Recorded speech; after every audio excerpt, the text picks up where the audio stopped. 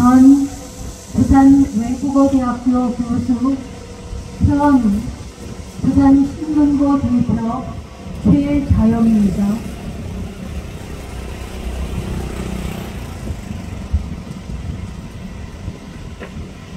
오늘 이 자리에서 예산군청 직무유기 및 직권남용 혐의 관련하여 고발하기 위해서 이 자리에 같이 하게 되었습니다.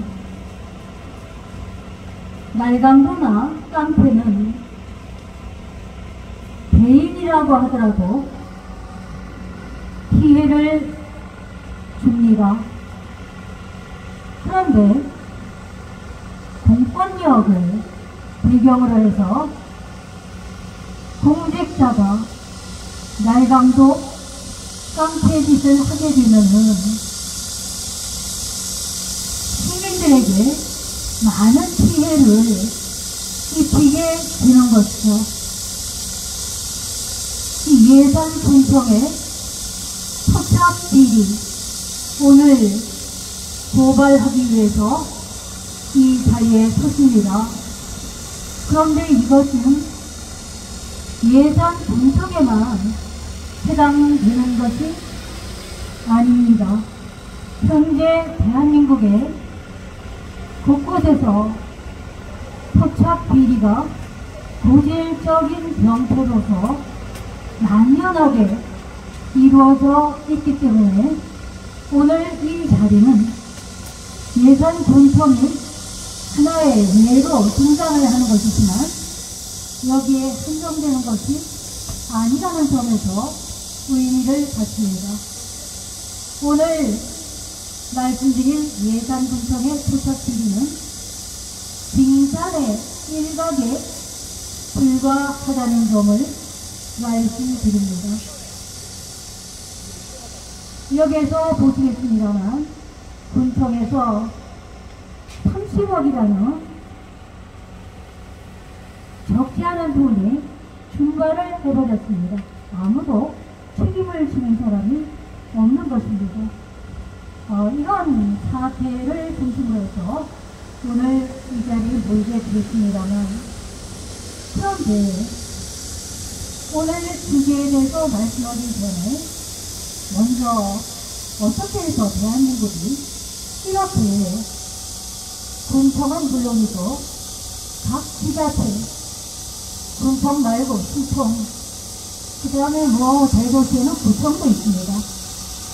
예산이 집행되는 곳에서 이런 비리가 드물지 않은 것이 아니라 작게 일어나는 것을 우리가 들어서 알고 있습니다.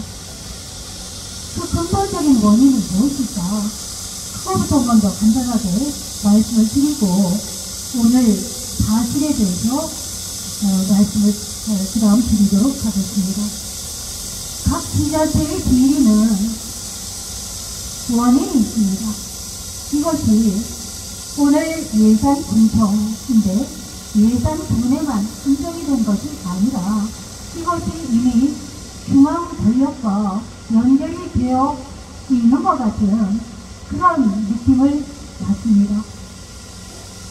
예산군청의 토착비리를 오늘 처음 만나서 써드는 것도 아니고 제가 들어서 알기로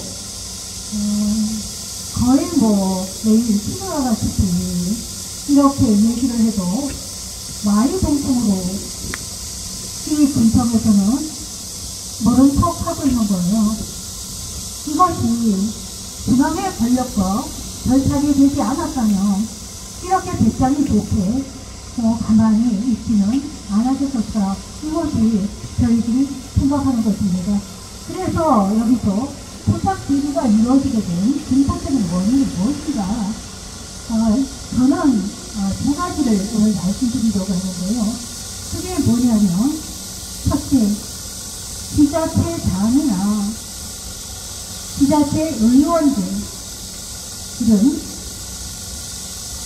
정당의 공천을 받게 되어 있습니다. 이 지자체에서 대개 그 지역을 관리하는 국회의원이 그 지역 지자체의 장 혹은 의원들을 공천하게 되어 있습니다. 이것이 중앙과 지방을 연결하는 하나의 먹이사슬이 될 수가 있다 하는 것이죠. 장에서 공천을 받아가지고 장이 되면 예산 군수가 아니면 뭐 예산 팀장이라 고맙지 않습니까? 그러면 당선이 되고 난 다음에 가만히 있겠습니까?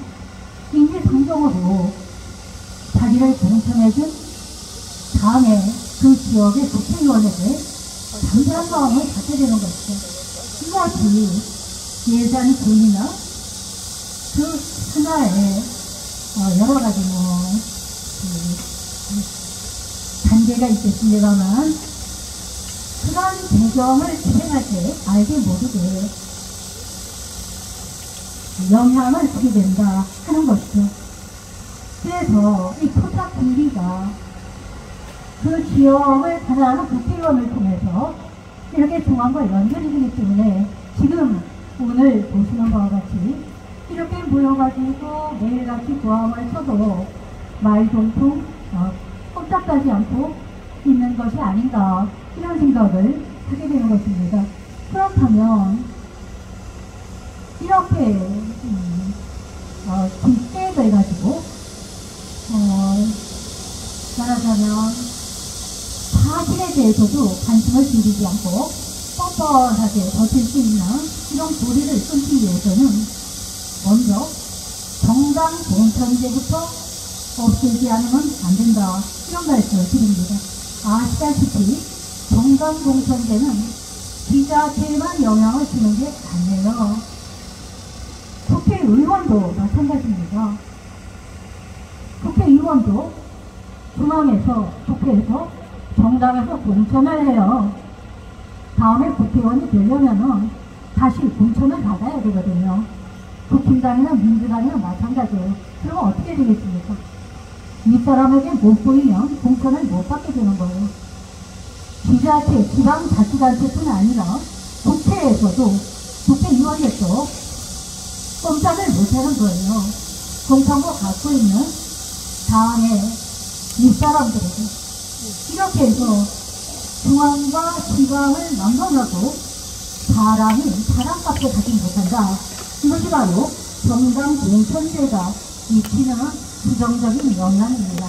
그래서 오늘 비리를 고발하기 전에 예산뿐만이 아니라 전국 각처에 만연해 있는 지자체의 비리, 그 근본적인 원인, 이것을 어떻게 수리할 것인가 하는 점부터 우리가 관심을 해야 될 필요가 있겠다. 그 하나가 정당 공천제, 이걸 없애지 않으면 지자체의 비리는 그 먹이의 사슬을 끊을 수 없다 하는 말씀을 먼저 드립니다. 또 한 가지는 이 두 가지를 말씀드리고요. 하나는 정당 공천제가 미치는 부정적인 영향입니다. 그 다음에 또 하나는 공직자를 뽑았으면 그 공직자가 잘못하면은 주민이 벌을 해야 되는 거예요. 너 이거 잘못했네. 그래가지고 벌을 해야 됩니다. 그래서 우리나라에서는 중앙의 국회의원은 아직도 불러가지고 벌하는 제도 자체가 없어요. 국회의원 보완제도를 만들려고 해도 안 만들어요.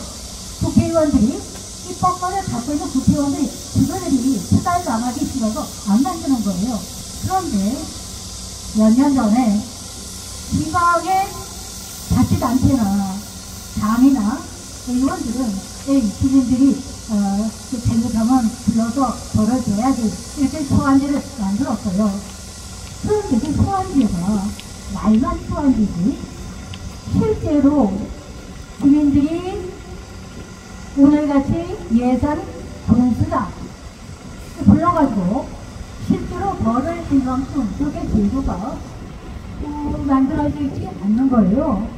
그러니까 헛업되기 말로만 주민 소환제가 있다 이렇게 얘기하는 거죠. 이유가 뭐냐, 주민이 예산 공수를 잘못했다고 너 이거 30억, 이거 어디로 가냐. 그래가지고 너 잘못했으니까 우리가 시민 투표를 하겠다. 이렇게 시민 투표에 붙이려고 하면 주민의 몇 퍼센트 서명을 받아야 되냐면 적어도 10%에서 20%까지 사안에 따라서 달라지는 겁니다. 살기 바쁜 사람들을 10%에서 20%까지 찾아다니면서 서명을 받아야 어떤 한 사람 예상 분수 주민투표를 할 수가 있어요. 그런데 바빠 죽겠는데 20%가 어떻게 서명을 합니까? 불가능하거든요. 그래서 민주주의가 발달된 스위스에서는 몇 퍼센트가 서명을 하냐? 1.5% 주민의 1.5%에서 1.7% 그러니까 2%가 채 못 되는 거예요. 1.5% 정도만 서명을 받으면 당장에 주민들이 나 잘했나 못했나 투표를 할 수가 있습니다. 우리나라에서는 10%에서 20%니까 10배, 스위스의 10배를 서명을 받아야 겨우 투표를 넘길 수가 있어요. 그 어렵죠. 그래서 우리나라에서 실제로 서너 군데에서 제가 알기로 20% 서명을 받아서 투표를 실시했어요. 그런데 그 결과 저를 받은 공직자가 거의 없어요. 이유가 뭐냐? 서명을 받기도 힘든데요. 그런데 투표를 딱 하면 유효 투표율이라는 게 있어요. 그러니까 투표 사항이 있잖아요. 그걸 개봉을 해야 이게 꽃표가 나는지 종표가 나는지 가려낼 수가 있거든요. 그런데 유효 투표율이라는 것은 그 지역에 투표한 사람이 30%가 넘어야 그 투표함을 개봉을 한다는 거예요. 먹고 살기 바쁜 사람이 30%가 누가 와가지고 그 투표를 하겠어요? 안 하죠. 그래서 대개는 어렵다리 찾아다니면서 20% 서명을 받아도 유효 투표율이라는 데 걸려가지고 투표함을 아예 개봉을 못해요. 그래가지고 이 지자체장이 벌 받은 지자체장이 거의 없는 걸로 알고 있어요. 이게 뭐냐면 유령 주민투표라는 것이죠. 그래서 여기서 우리가 반성을 하고 넘어가야 되는 게 있는데요. 만일에 공직자가 잘못한 거를 우리가 가려내기 위해서 30%의 주민이 투표를 해야 된다라는 조건이 있다면, 그렇다면 잘못했을 때 쫓아내는 데만 30%를 적용할 것이 아니고 그 공직자를 임명을 할 때에도 30%의 주민이 투표를 하지 않을 때는 국회의원이고 예산 군수고 예산 시장이고 간에 못 뽑도록 해야 되는 거예요. 유효 투표율에 충족하지 못하기 때문에. 근데 왜 국회의원을 뽑고 예산 군수를 뽑을 때는 유효 투표율 30%가 먹은 거 없어요.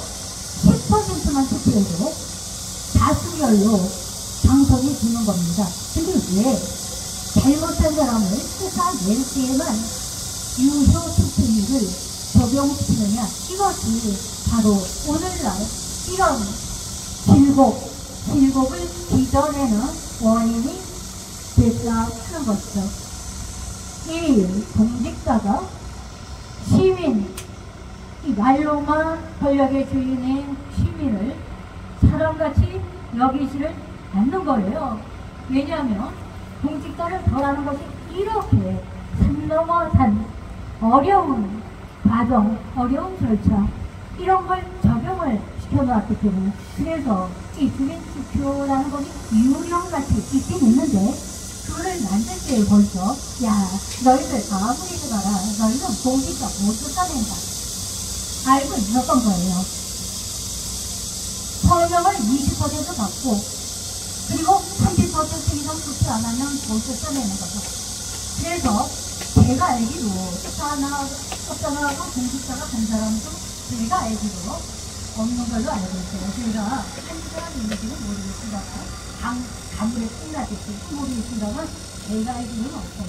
그래서 오늘 구체적으로 이 예산 부분의 여러 가지 비리 혐의에 대해서 말씀드리기 전에 이런 것부터 고치지 않으면 이 출국은 끊이지 않고 계속이 되고 이렇게 영천이나 아니면 날씨에도 불구하고 우리는 기억 없이 이렇게 모여서 소함을 지를 수밖에 없다 하는 말씀을 드립니다. 행정 권위기에 권력을 가진 자가 자기 권력대로 하는 것이죠. 1번도 말씀드렸지만 그냥 개인이 깡패하고 강도짓하고 댕겨도 우리가 불편한데 공권력을 끼고서 깡패짓하고 이렇게 강도짓 한다. 그런 혐의를 발표하게 되신다면 이것은 잊을 수가 없다 하는 말씀을 드립니다. 그리고 우리가 이렇게 고생을 하는 것은 우연한 일이 아니라 여기뿐만이 아니라 서로 연대가 되지 못해서 그런 거예요. 제가 쫓아내는 순간에도 여러 군데서